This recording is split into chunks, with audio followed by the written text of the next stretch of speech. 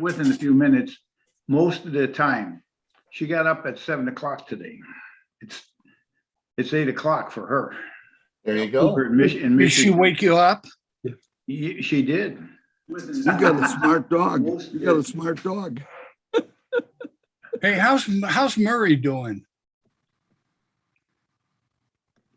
Is Murray out of the hospital? I don't know. Is Murray here? He hasn't been on lately. He moved, you know.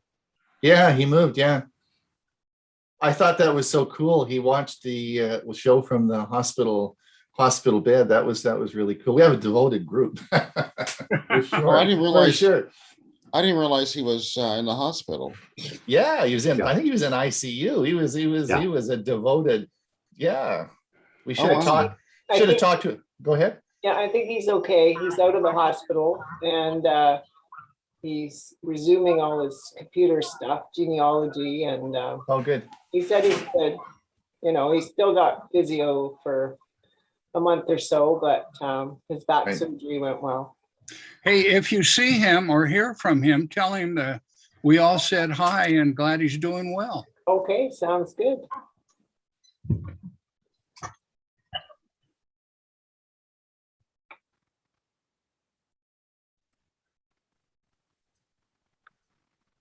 Everyone's going to get these devices that automatically change the time, and they're going to eliminate it.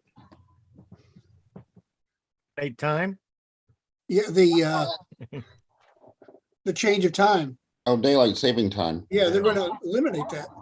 They got a bill pending right now. Is that Well- in Canada? No, it's US. only US. Oh, really? Yeah, but it's state by state. Florida has voted to somebody's echoing here. I'm going to mute her. I got her. Okay. Florida voted to continue daylight savings time all year round, where a lot of the states are opting to have non-daylight or regular time all year long.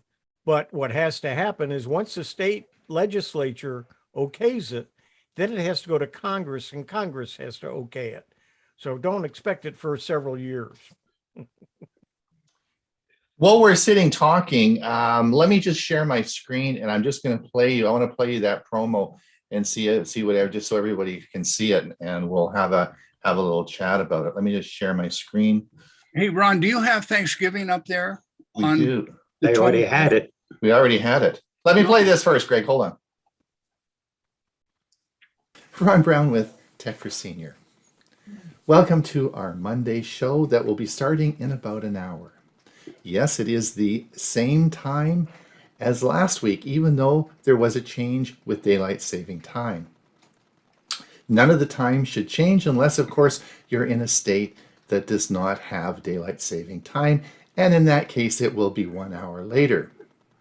We have a great show for you today. Lots of interesting things. Of course, I'll be starting with the introduction. Then there will be Bob and his security update. Dewey has a special surprise for you today. I'm sure you're going to want to watch this one.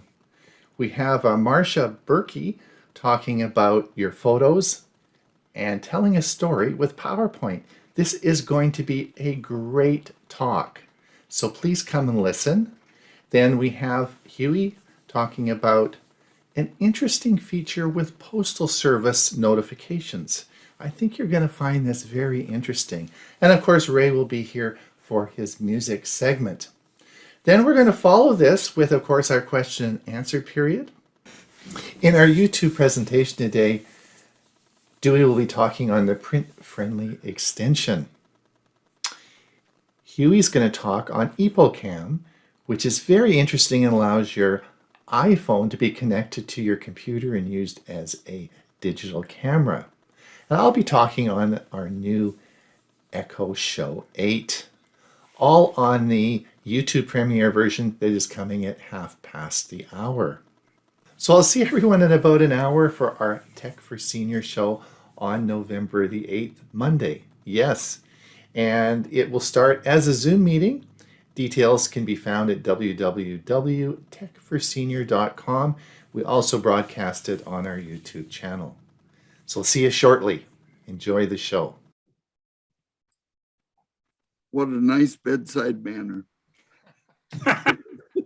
So that went out. So I didn't know what to. I thought I'd try it anyway. That went out about an hour, like it was an hour before the show. So that was just broadcast recently. So I thought maybe, I don't know. Do you think it's a good idea? We can. Bob sort of decided that we might do that maybe one day before, like the same time on Sunday to broadcast it, and then you'll have an idea of what's going to be on the show on Monday. Does anyone have a yay or nay or any thoughts on it? Bill, do you like it? Yeah. So it's just it'll be broadcast on Zoom or Facebook. It went on both sites today, and then I'll sort of give you an idea of what is there. But if you subscribe to the channel on YouTube, then it will pop up as a video. So we'll play around with it. So just let you know it's out there, and if you have a look at it, you have any comments, I'll try and do it once a week, and we'll do it. I think we'll put it out on. Bob, you think Sunday would be a good idea at the same time? Same time Sunday as we started on Monday. Okay, that sounds good. We can do that. We'll get her going, and we'll see what everybody thinks. If you think it's a good idea, we can keep doing it. It's not a lot of work. It's sort of fun to get it. And you might want to figure out what we're going to talk about on Monday. I think it's a great idea, and I think a day early is good too. I did have a question. I'd like to get a new Surface Pro, Microsoft Surface Pro, and I was wondering if anybody knows, do they have Black Friday sales for Microsoft? They do. And actually, the Surface Pro was on. It was so have a look at Best Buy. Best Buy's is a good place to look. Has anyone seen the Surface Pro at Costco? I don't think we've got them on sale up here, but I have seen them at Best Buy. So yeah, they'll be on sale. Thanks. Everything's gonna be on sale 3 more weeks, and it's all on sale now, right? Like, I mean, if you look at all the Black Friday sales, that's crazy. This is the month to buy stuff. I just bought a new vacuum cleaner. Did you? Yeah, and I saved $150 on it. Did you get a new robotic one? Oh yeah, robotic. I'll do more about it once I get it. Oh yeah, so keep it under. Don't tell me, because let me know Correct. what it is. Yeah. So I've got 3. You'll have 2, right? So.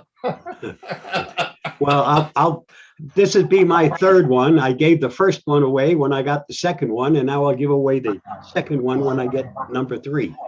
All right. Anybody want a ways?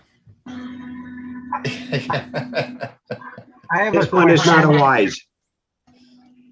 We have background noise from someone. Yeah, who's giving us feedback? Ivana's got a question. Vanna, go ahead. I have a question. I was looking for something for bicycles, and Alibaba came up. Is that the Chinese equivalent to Amazon? It is. And has anybody ever ordered from them? Yes. Yeah, I have all the time.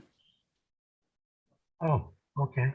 The only problem with AliExpress is what they're normally called.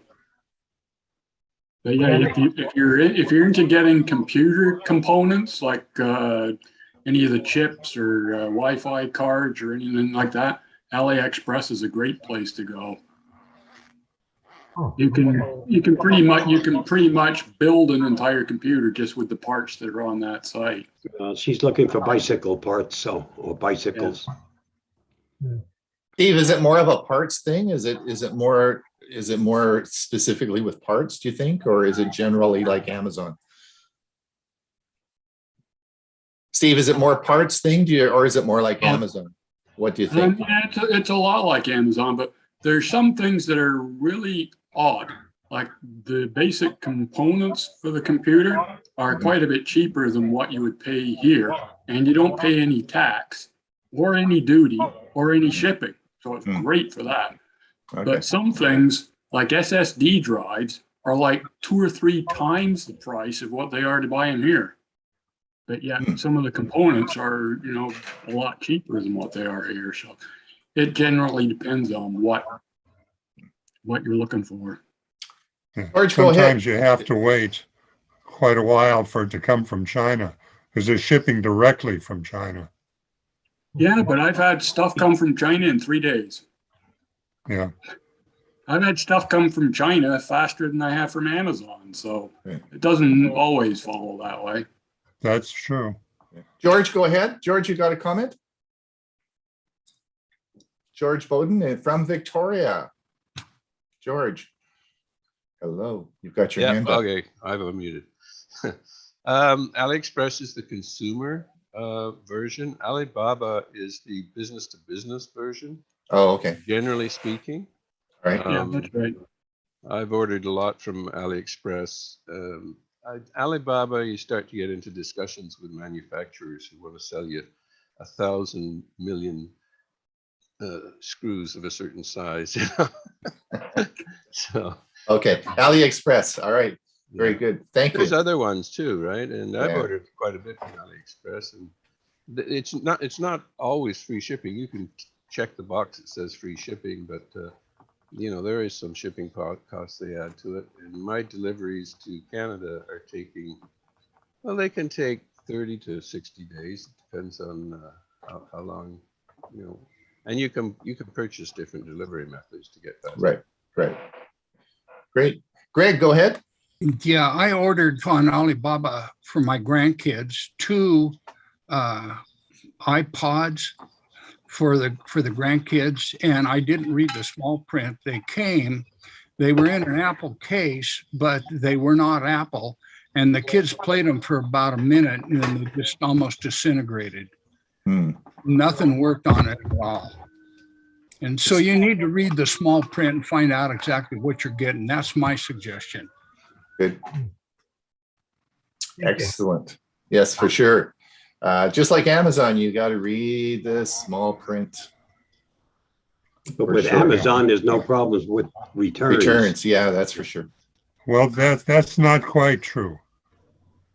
Read the fine print, particularly if you're buying a computer, because they have some very severe limits on returns. Yes. If at all.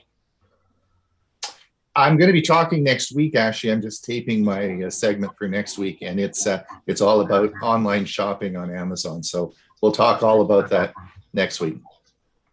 We're getting Bob? We're getting some feedback. It's not me. No. We need to. And I don't know where it's coming from. Jim Glass. Can't be. There's nothing going on. Well, that's where I'm getting an indication of. Well, let me mute it, see what happens. Because the computer's the only thing that's running. All right. Again, we'll be starting in about 4 minutes. Well, we've got 66. We've got 66 people, which is pretty good. We'll see what happens. We have a good show for you today. We will see how things go. If you're new here, we'll welcome. And we'll certainly be having a question and answer period at the top of next hour. How's that, Bob? Did I do it the right way? There you go. Very well.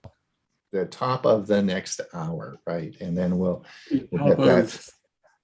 Stu, hey, Ron, I wanted to say that Hewie got an award for the best newsletter for the Central Florida Computer Group this Saturday. So did he really? Congratulations, Hewie. Well, I didn't. Hewie, why didn't you tell us that? I did. If you read Facebook or. Oh, really? Well, welcome. Well, congratulations. Yeah, it was the e-bulletin, and Stug, the Sarasota Technology User Group, came in second. And I'm on the board for them. So it was a double. There you go. What are the prizes? What did you I don't win? know. I have no I clue. don't either. I got an email from Judy this morning saying send me your address and we'll send you the prize, but she doesn't say what the prize is. Same here. Yep. I think we get a certificate. Well, there you go. There you go. Microsoft Oh, certificate. it'll be more than a certificate. I forget what they are. Yeah. She told me and I've forgotten, but they'll be Don't nice. don't spoil the prize. Don't I spoil the paid prize. for them, so I know they're going to be nice. Yeah. Don't spoil the prize, you guys. Let them guess for a while, eh? Indeed. Somebody's shuffling papers. Yes, we gotta. If you're not talking, it's best. I'm going to be muting everybody in just a second. It's probably a good idea to just to mute yourself, because then we don't hear the TV or the dogs barking and so on and so forth. So, but we will be muting everybody in a second anyway when we start the intro. And also closed captioning is available if you want. Just click the little button at the bottom, and you'll see closed captioning. If you're having any hearing problems, it's enabled and should be available for you. And if it's on and you don't want it, you can shut it off for you. Mm-hmm. So so that actually has been helpful. A lot of people have commented and really like that feature, and I think it's a good thing that that YouTube or not YouTube, Zoom did. So that's great. One more minute, and I think I'm going to mute everybody right now. So we'll mute everybody, and we'll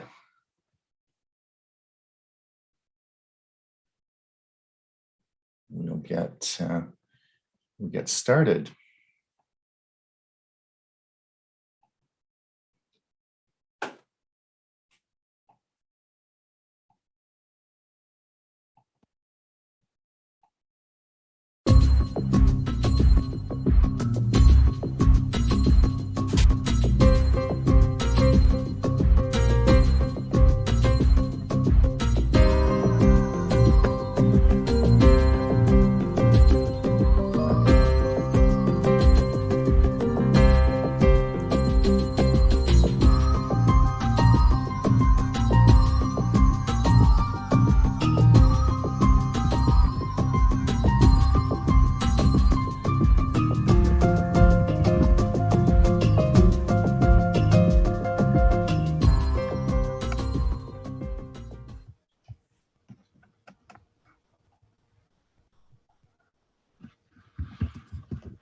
There we go.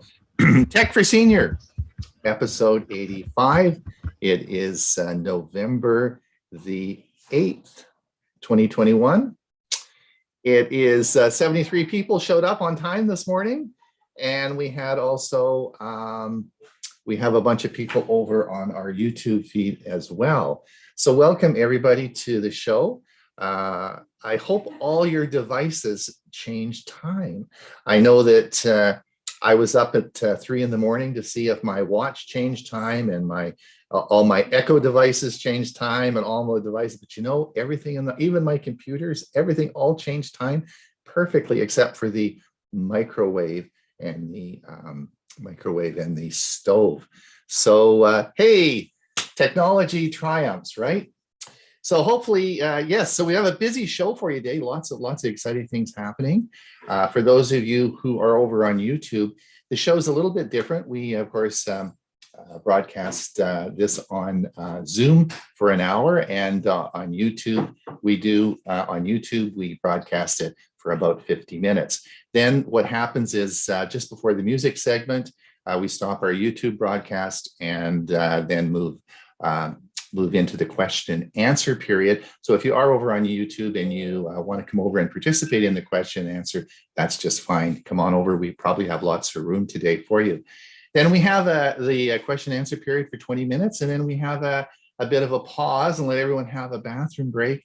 And then we're going to have the YouTube premiere feature. Now we have about each week we have around 8 to 10 people watch it live, But at the end of the week, there's about 50 people who watched it, which is great. You know what the goal of this is that we're retaping the information from the previous episodes.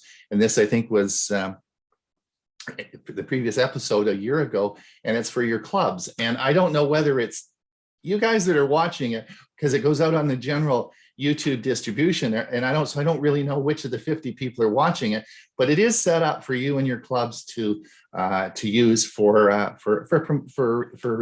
shows and that you want to use. Today, of course, Dewey will be talking on a print-friendly extension. Hewie is going to be talking on, I'm having a seniors moment. I just said it in the promo. What was it? What did you talk about a year ago? What was it on the iPhone, the software? Darn it. Anyway, I'll look it up before the end of the show. And then I'm going to be talking on the Echo Show. It's all ready to go, and that will be at 1:30. Let me introduce everyone today. Hewie, you're a famous guy. How the heck are you doing? Tell us about your award that you won.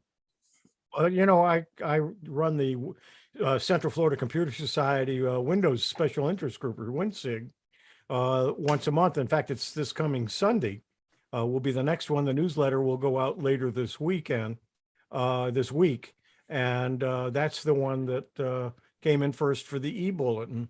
I've been sending it out for years, and I've now added the main meeting, and the Mike Ungerman sends me the notice on the Linux SIG, so it's become basically the newsletter for CFCS, because we don't have one. And then the STUG group, the Sarasota Technology User Group, their bulletin is second, and what they do there is several times a week send out a notice with all the events that are going on, classes and forums and meetings and so on, that are available for STUG members. And what's going on, and that goes out several times a week. But on Friday they call it, if I can't remember what it's called, something about this week. And there's usually some headlines of some technology stuff that's posted on the website. Yeah, trending. Yep, thank you, Marshall. And then Marshall, and the trending comes from Marshall's website. Marshall is our webmaster. So both groups, first and second, and we're very pleased. Well, congratulations. That's really good. I knew you were a great guy anyway, but that just confirms what we already knew, right? And then Bob, where's Bob? Where the heck did Bob go? I haven't gone anywhere. Oh, you're right there. You're right under there. Yeah. The problem is you got a blue shirt and a blue background there. It's sort of yeah. So anyway, how are you doing? Don't tell me about the vacuum. I want that to be a secret, right? You got to keep that. You got to keep that quiet. But how'd your week go? Good. Weather's still nice here. Thank God. Let it stay that way. I'm one of those people that loves summer all year long, but it doesn't happen in New Mexico. There you go. Great. And then we've got Dewey. Dewey, you were out riding your lawnmower, cleaning up the leaves, I hear. Oh, yes, I was involved with that on Saturday. Got to do it again Tuesday or tomorrow, I guess, because we're getting a big storm on Wednesday. It's going to rain, so I'm going to clean up my yard before. Very good. How's the barbecue? Are you cooking up steaks? Are you still the infrared? Is that still working okay? You bet. In fact, yesterday I surprised my sweetie by going shopping after church, and I bought some Angus New York strips and all the other ingredients for a good lunch. And we just had a magnificent lunch yesterday. It was great. Excellent. Well, that's good. That's good. Too bad I can't come over for lunch. It's just that's a bit of a bummer. Anyway, Ray, you got snow yet, or what's happening down? No. It's 63 degrees outside, so it's beautiful weather. I agree with Bob. This is the best time of the year for me. The weather stays mild, but it's not hot, it's not cold. It's just perfect. There you go. All right, and then Bill, you're a little bit worried. You said earlier today that the Oklahoma may get some ice. Well, not ice, but like Ray and Bob, our weather is still very mild, so all the leaves are still in the trees. Mhm. And if there is a unexpected ice storm, then all our limbs will come crashing down because of the weight. But Right. I don't think there's anything in the forecast right now. But what I was going to say, I was amazed by everybody was talking about the time change in their animals. Yeah. My little dog apparently doesn't know the difference because he slept as long as I did this morning. And matter of fact, he's still sleeping. He's laying here kind of sprawled out like a. Let me see if I can. Can we look at him or what? Yeah.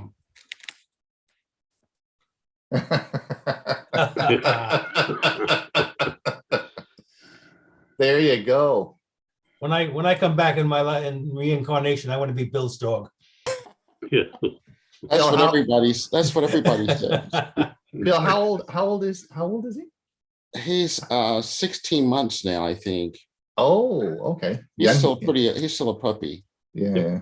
Well, almost. He's getting to be an adult dog, but yeah, he's quite the character. But we got up about 9 o'clock this morning, and he didn't know whether the time had changed or not.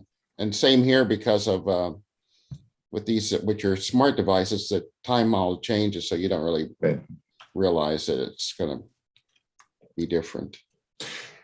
So I also want to introduce Marcia. Marcia, do you want to? I don't know if you got your camera on. Can you say hello? Marcia, of course, was kind enough this week to make a segment for us today. So you'll be seeing her minute for us today. I want to thank you, Marcia. You're very welcome. And great. I'm doing well. I had surgery on both hands this morning.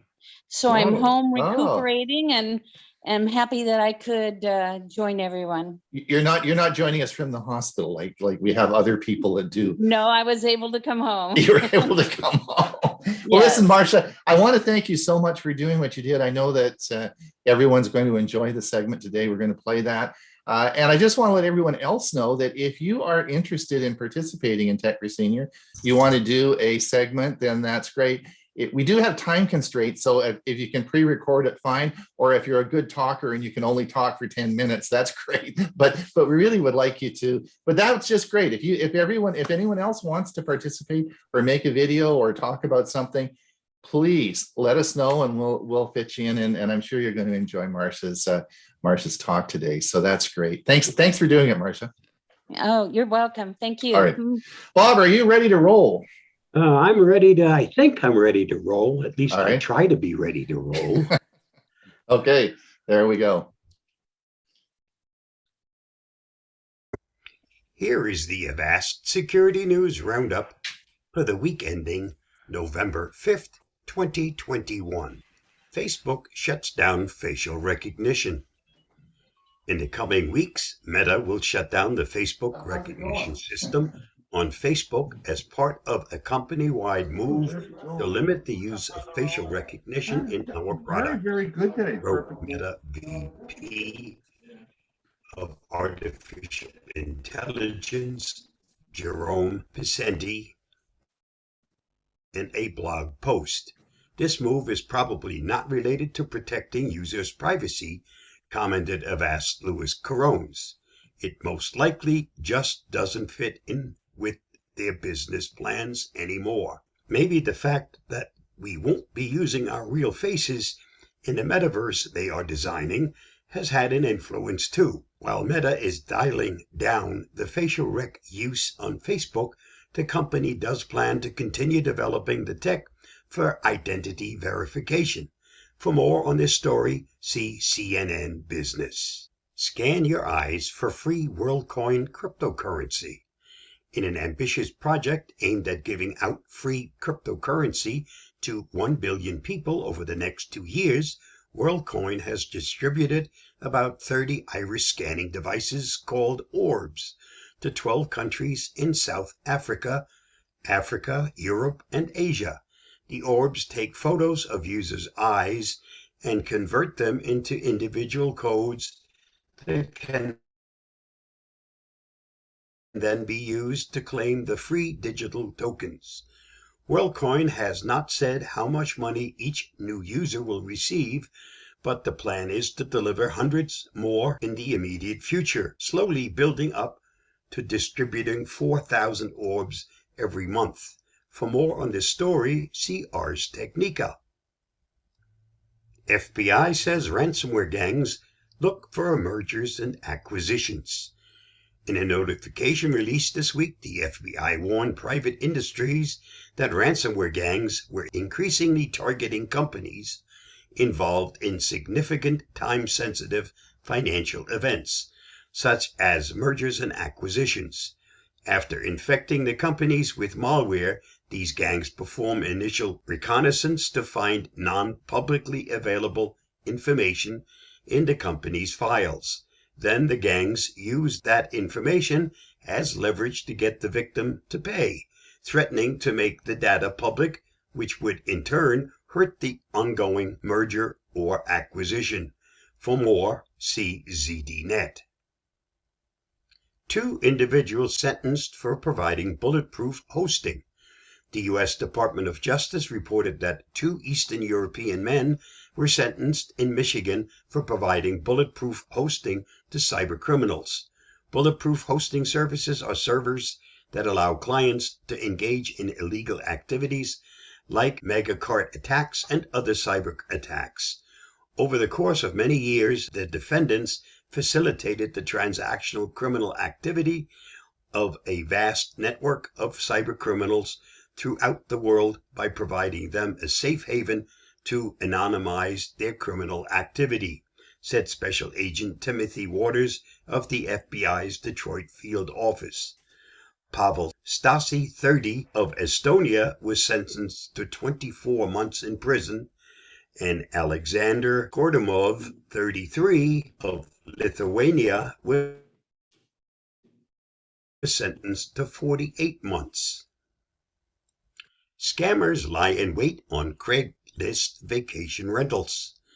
After an eager young couple showed up at her door claiming to have rented her home on Craigslist, Valerie Kumra of Bodega Bay, California, checked the popular classified ad site and found her house and many others she recognized in the neighborhood wrongly listed for rent. Scammers had pulled photos from other sites like Zillow and Vrbo to create phony rental ads where they would require prospective renters to pay by bank transfer. Since that night, Valerie has scanned Craigslist at least once a week to flag false ads. "I will never stop," she said. "It's a justice issue." Read the whole story at SF Gate. Yahoo pulls out of China, citing challenging environment. In recognition of the increasingly challenging business and legal environment in China, Yahoo's suite of services will no longer be accessible from mainland China as of November 1st, the company said in a statement. It said it remains committed to the rights of our users and a free and open internet. Yahoo is the latest foreign tech company to exit China. Google gave up several years ago, and Microsoft's professional networking platform LinkedIn said last month it would shutter its Chinese site, replacing it with a job board instead. The departure illustrates the choices internet companies face in a huge potential market, but one where the government requires them to censor content and keywords deemed politically sensitive or inappropriate. Read more at AP News. Android users need to uninstall these 151 apps immediately. A collection of 151 scam apps have been discovered and removed from the Google Play Store, but Android users need to check they don't have any of them installed or did in the past. Avast has dubbed it the ultimate SMS campaign because the first scam app the firm discovered in its investigation was Ultima Keyboard 3D Pro, and it consists of 151 fake apps that have been downloaded over 10.5 million times in more than 80 different countries. These apps disguise themselves as legitimate tools across multiple app categories, including custom keyboards, QR code scanners, video and photo editors, spam call blockers, camera filters, and games. However, they all ultimately have the same aim at signing users up for premium SMS services. For more on this and the list of the apps that need to be removed, see PC Mag. This week's must-read on the Avast blog. Avast researcher Jakub Vavra recently found fraudulent sites posing as National Postal Service sites in Germany, Austria, the UK, Belarus, Czech Republic, Russia, and Slovakia, as well as retail shops from the Ukraine and Russia. So how do people end up downloading leaseware apps in the first place? Read up as we shed more light on the problem and answer this question. Just follow the link below. And that wraps up this week's Avast Security News Roundup. Stay safe, stay secure, and I'll see you again next week. Bye-bye. Thanks a lot, Bob. That was great. Bad guy still at work, I hear. They don't want to quit. They want me to keep working. They want you to keep going. All right. Well, thanks so much. Now the next segment is done by Dewey, and this is really appropriate. This is exactly a lot of controversy that's happened this week. Thank you, Dewey, for doing this to straighten this out. Let's have a look. This is going to be really interesting. I'll share this.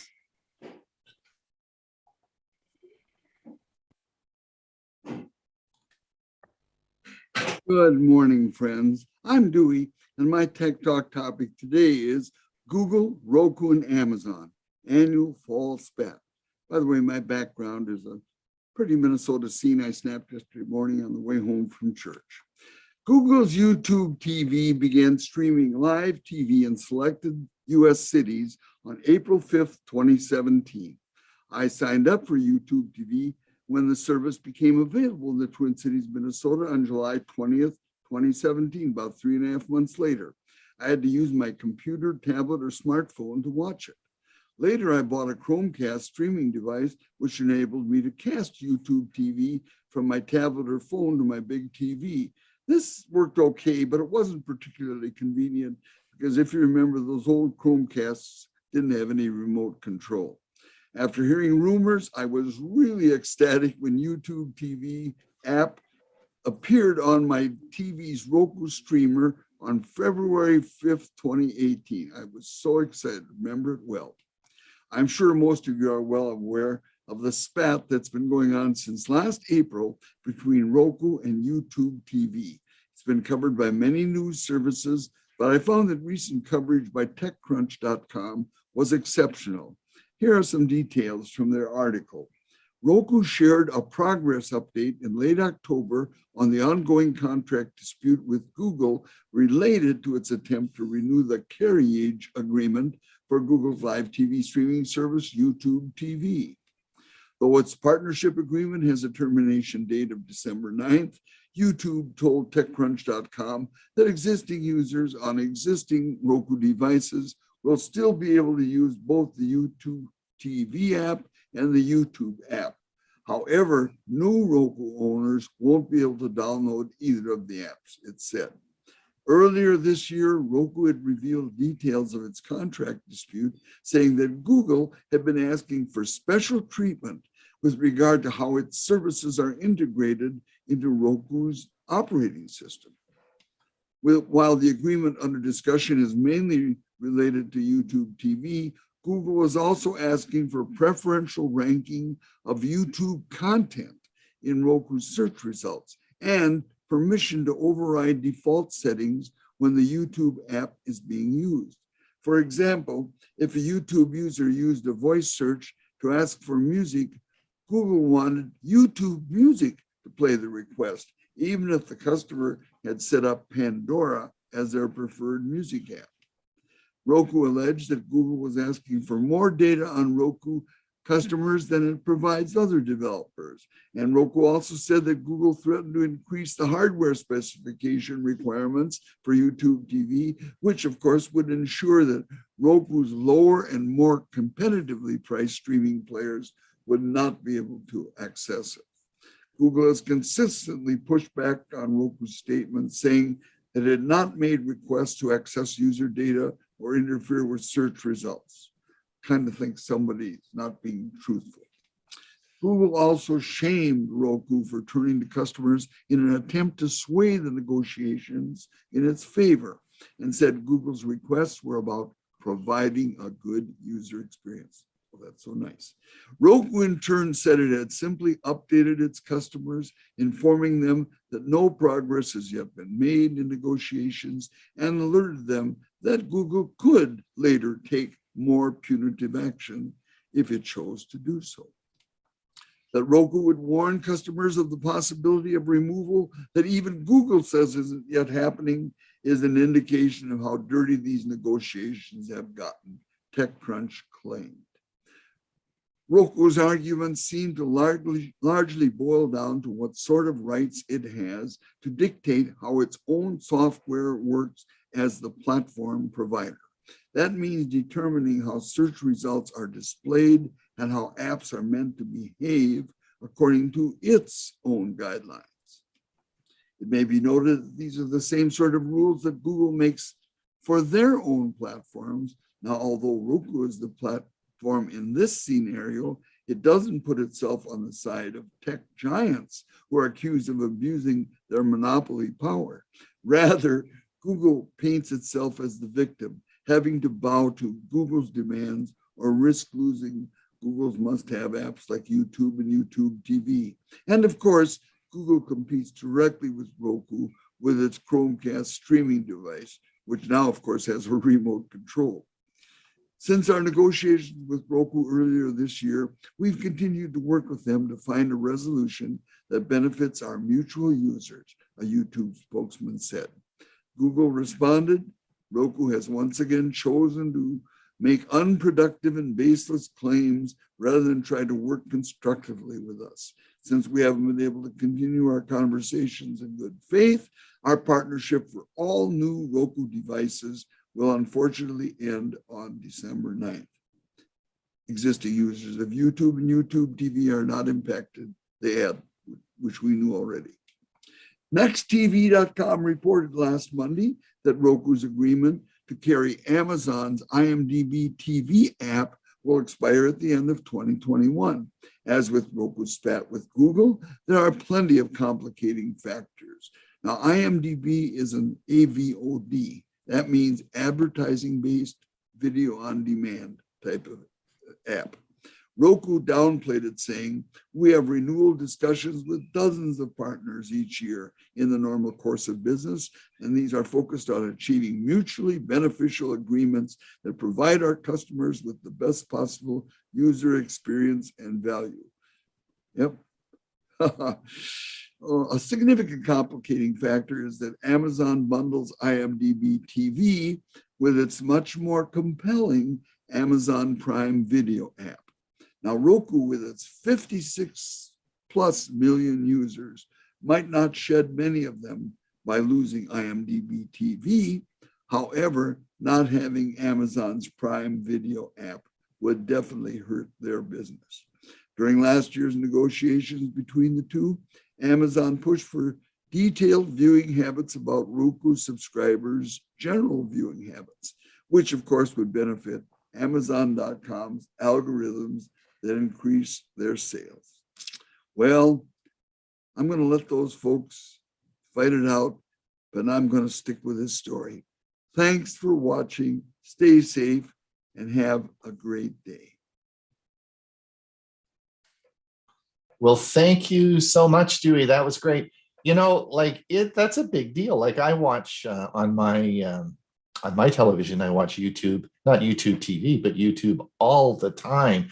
And of course, I have TCL TVs, which has a Roku device inside.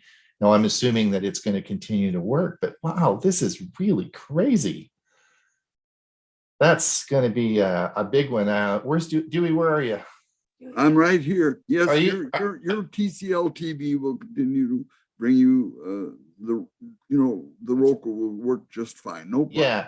Are you going to keep us updated on this story? Because it's well, if something breaks, I will.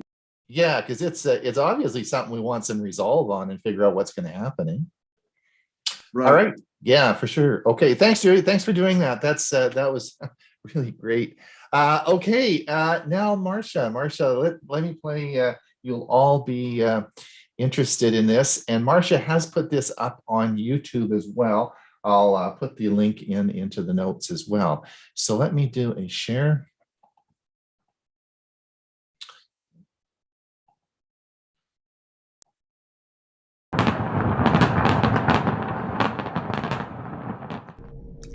They say a picture is worth 1,000 words. And that can be true. But if you have no story to go along with your picture, then it's 1,000 words of the viewers. It's their story, their experiences, what they interpret out of the picture. But if you'll take just a few moments with your pictures to make a few changes, crop the picture a little bit, add a little bit of description, then you can tell your story and tell the story of those you love. For example, here I've taken that very same picture, cropped it, enlarged it, and if it's going to be just for the screen, it's perfectly fine to enlarge it because it's not pixelated or anything like that it might be in printing. But I've enlarged it, I've added a text box, I gave it the text box a color and gave it some transparency so that you could still see a little bit of the background, but there was just enough contrast that you could read the story. You can even add a call out, a thought call out or a thought bubble to give a little bit more insight into your picture or add funny comments.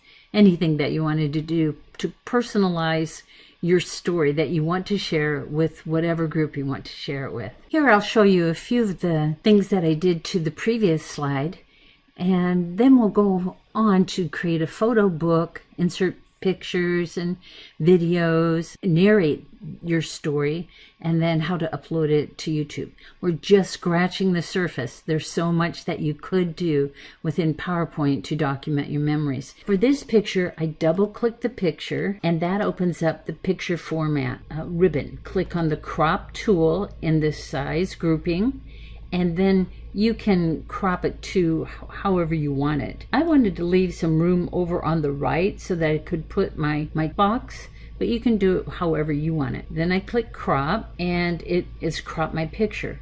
Now what we want to do is enlarge it so that it is the same size as a slide. There are tools that will help you do it automatically. Bright Slide is one of them. But what I'm going to do is come to the corner and make sure that I'm dragging from the corner and enlarge it just so it at least covers that slide and that the people are within the slide. You can also hold down Shift, and that will maintain while you're dragging, and that will maintain the ratio, but doing it from the corner is fine. Now we can check to see what that looks like. There we go, that's just fine. Then we go to Insert. Anytime we want to put anything into the slide, check out the Insert ribbon. We'll click on the text box and just drag that where we want it. Go to our shape format. Then in our shape fill, I'm going to go to more colors. And that's so I have the transparency option. You can pick any color you want. It just doesn't matter. I'm going to do a light gray, and then I'm going to change the transparency to maybe 39. And you can make it more transparent, less transparent, and then you type your story into this. Type your story into the text box. When you have your story all typed in there, then you can play with the text to see what color you like. That's right here, text fill. And you can play with whatever color. That doesn't show it very well. Green, of course, even if that did show up, and you just have to reduce your transparency if you really wanted that color. Once you've decided on a color, then you can change the type size. With it selected, you can see these 4 sizing dots, positions. So I know the text box is selected instead of just clicking in here, then if it's blinking inside, you don't have the box selected. You want the whole box selected. And then if you hold down the control key and then the right bracket, and that's just 2 over from the P. What that does is it visually allows you to see how large you're making your type. Every time you press that right bracket, it's going to take your font up 1 size, which you also get if you go to the home ribbon and right here, increase font size. But I like the shortcut of control right bracket. And then if you want a call out, you would go to insert shapes, and there's all kinds of call outs down here under call outs. I kind of like this circle one, but this rounded squared off one, that gives you more space as well. So you draw that in, and you see this little gold dot right there? That's the tail. So you can drag that down to his mouth. You may want to move that over away from his mom and just drag that to his mouth.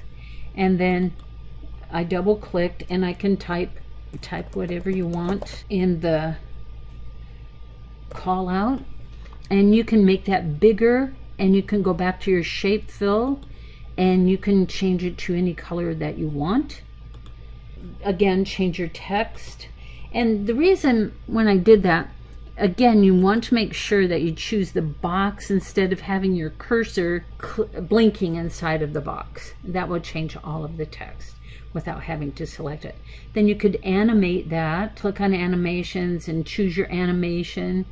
And if you're doing this as a slideshow that you won't be in person at showing it, then you would want to choose your technique, and then instead of click, you would want to do it automatically. This says with previous, but I might want to delay, so let them read this story and then come in here and it doesn't, the bubble doesn't pop in until about 10 seconds after this slide has shown. Then you have a much more personalized picture with the story that it doesn't matter when someone sees it, long after I'm gone, or if people don't know us or anything like that, they at least have some kind of story to go along with the picture when you have shared your story with the picture.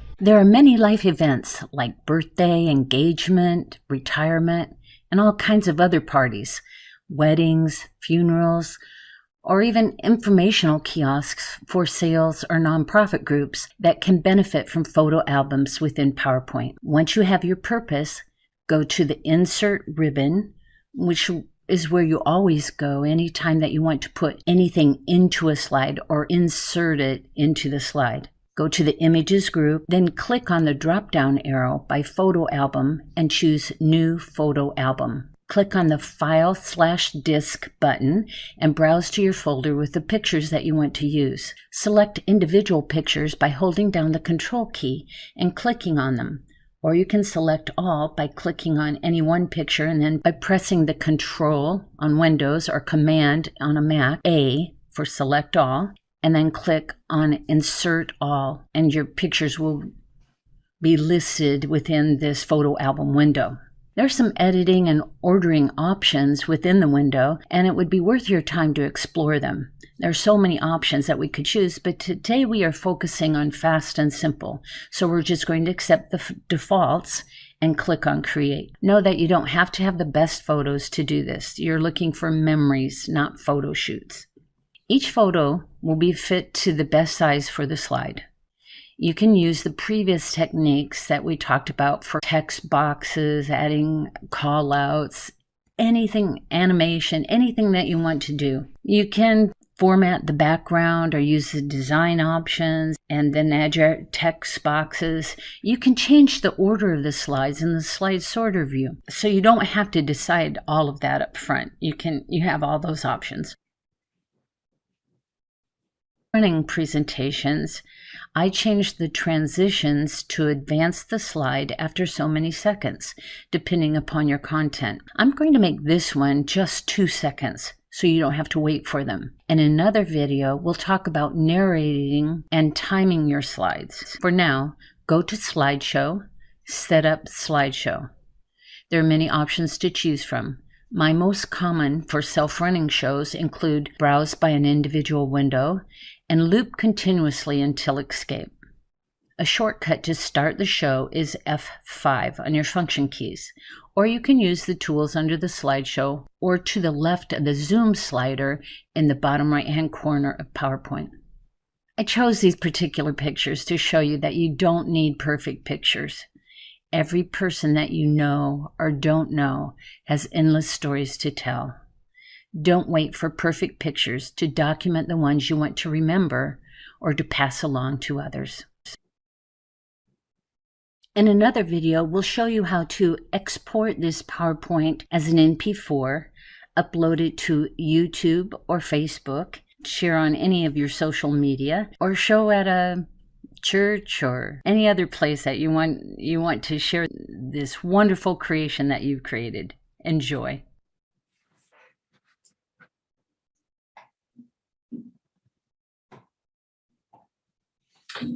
Thank you so much, and I look forward to part 2. That was great. I use PowerPoint a lot, but I haven't used the photo book section of that, and so I'm excited. I'm gonna go and try that. That's really good. Thanks so much, Marcia, for doing that. Hewie, are you ready to roll? Yeah, it just said recording stopped, by the way, or paused. You might want to Who start. paused the recording?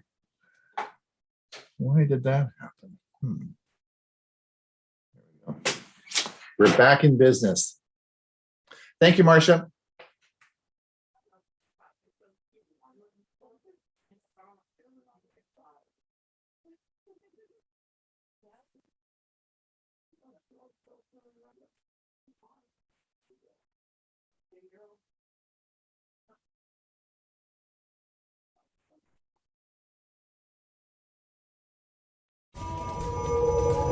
Tech for Seniors present the website of the week with Hewie Poplock. This week's website of the week is a twofer. We're going to cover informed delivery for the US and My Mailbox for Canada. Here are the links. What is informed delivery by USPS? Digitally preview your mail and manage your packages scheduled to arrive soon. Informed delivery allows you to view grayscale images of the exterior, address side of the letter-sized mail pieces and track packages in one convenient location. The images are only provided for letter-sized mail pieces that are processed through the USPS's automated equipment. Well, My Mailbox notifies you of mail headed to your registered address or community mailbox. This includes both letters and promotional mail with packages to come in a future release. By downloading the My Mailbox app, you can choose to view your incoming mail through the app, in daily email updates, or both.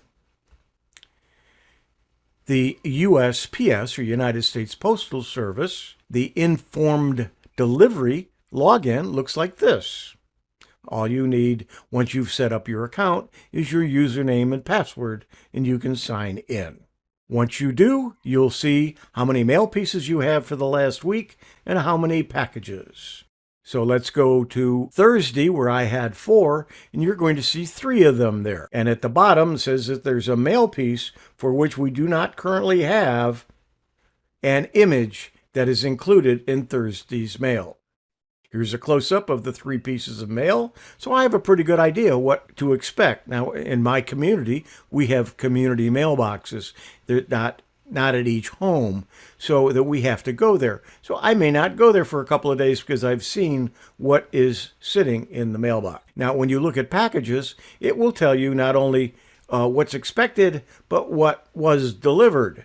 As you can see, I had several packages. It tells me exactly what time. If a package is expected on November 9th, I can track on Monday this website and look to see when it's delivered. Once it's delivered, then I can go down to the mailbox and pick up my mail and the package. Now, notice that the one due is in transit. Let's take a look at one of those packages and the route that it took.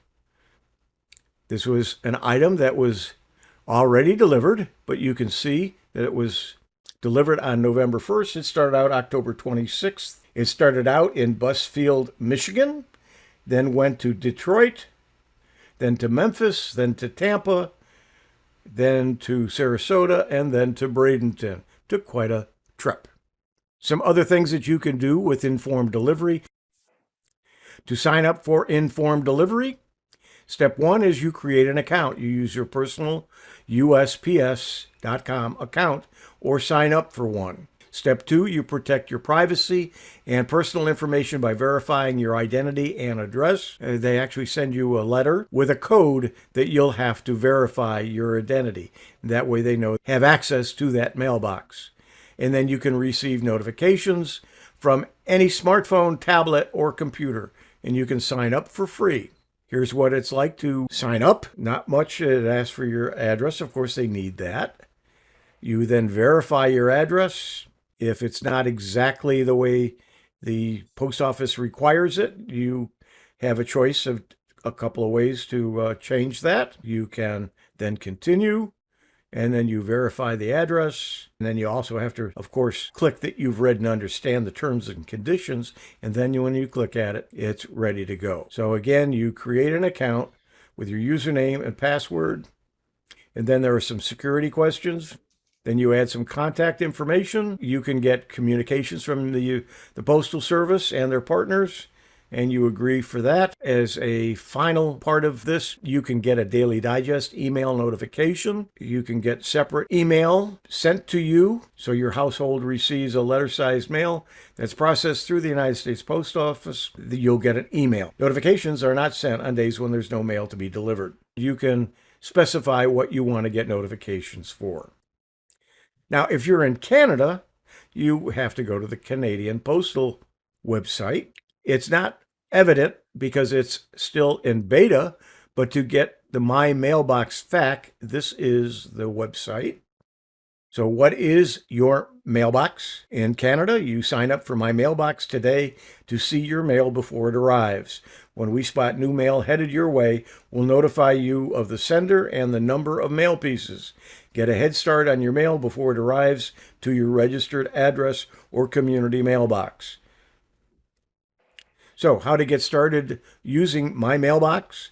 Follow the steps below, and if you run into any challenges, contact them at canadapost.ca. If you already have the Canada Post app on your device and you download the My Mailbox beta app, it will replace the existing Canada Post app. Step 1, download the Test Flight app. On your iOS, and this is only available on iOS currently during beta, the download button will take you to the Test Flight page where you'll follow directions. In Step 1, Get Test Flight, you will download the Test Flight app. Then return to the Test Flight page and follow Step 2, Join the beta. Tap on the Start Testing, which will open to the Test Flight app and allow you to accept and install My Mailbox. Keep Test Flight on your device. Once you have My Mailbox set up on your phone, Test Flight will keep you in the loop as updates for the My Mailbox app become available. Remember, this is only available right now on iOS. Step 2, sign in and create your Canada Post account. The app will ask you to sign into your Canada Post account. If you don't already have one, you'll be asked to create one in a few easy steps. Step 3, find out if your mailing address is eligible. My Mailbox is growing to new areas across the country. However, it's currently only available for certain mailing addresses. Sign up for My Mailbox to find out whether your address is eligible. If it's not, you'll be added to our wait list. We will reach out when your address becomes eligible. Step 4, get consent from the other members of your household. My mailbox sends you notifications about mail arriving at your address, whether the recipient is you or someone else in your household.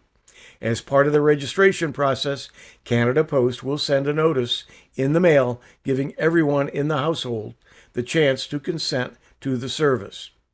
Learn more through our terms and conditions.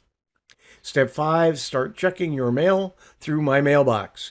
Within 1 to 2 business days, you'll receive the updates on mail coming to your address. Step 6, choose how to see your mail through the app, your email inbox, or both. My Mailbox updates are available through the app as well as daily emails, so you can decide how you prefer to be notified of your incoming mail. Wonder what's in your mailbox? A sneak peek at your mail, inbox or app, and mail that fits your routine. What types of mail are included in My Mailbox? Through My Mailbox, they'll update you with incoming mail from types of organizations and businesses that send account updates, statements, bills, checks, and contracts. We'll also notify you of mail containing promotions and special offers. Note, certain types of mail are not part of this beta, but are planned for a future release, including packages, flyers, magazines, and oversized mail. Be an active participant. Keep your account up to date. For example, if you move to a new home while you're using the beta, you can update your address at any time in the My Mailbox settings. During the My Mailbox beta, we'll be looking for ways to improve the service. We'll send you an email giving you an opportunity to complete a survey. If you're interested in sharing additional feedback over the course of the beta, we want to hear from you. Again, here are the links.